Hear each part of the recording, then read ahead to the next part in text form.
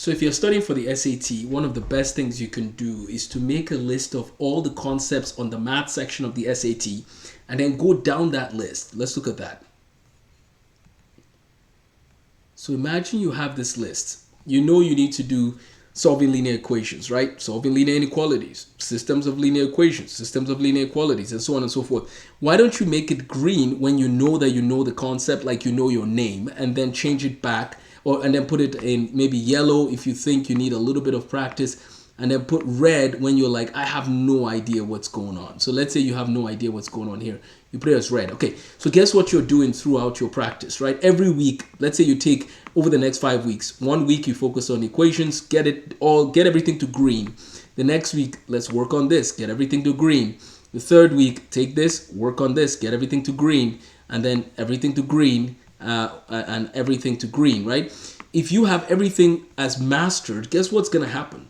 You're going to come to the SAT exam and you're going to destroy it. Get 100, get an 800, right? Perfect score. So this is part of how you can get a perfect score, is that you have to master every single concept on the SAT and then work on your time on taking each of those concepts. But here's another level.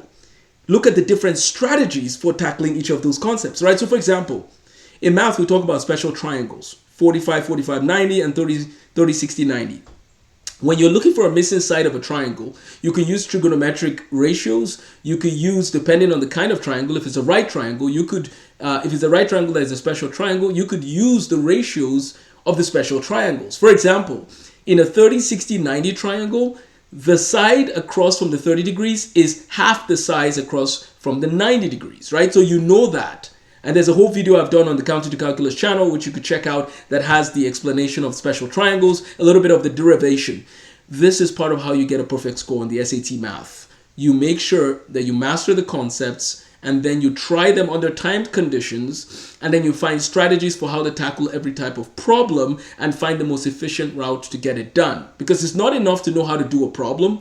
You need to know how to do a problem under timed conditions, and you need to be able to do the problem when they change things up a little bit and it doesn't match exactly with what your textbook said. If you want more resources for how to get a perfect score in the math section, you could check out my resources on countingtocalculus.org, countingtocalculus.org. You can sign up for a free assessment. We'll send you an email with the course ID and enrollment key.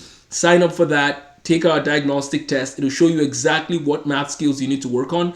And then let us know if we can help you in any way beyond that towards getting a perfect score on the SAT math portion. We also help with the English portion and all other standardized tests. Reach out if you have any questions. This is Amos, the math guy. Visit our website at countingtocalculus.org, where we're teaching people how to master mathematics, from basic mathematics all the way to calculus, linear algebra, statistics, discrete math, data science, Calc 1, 2, 3. Why?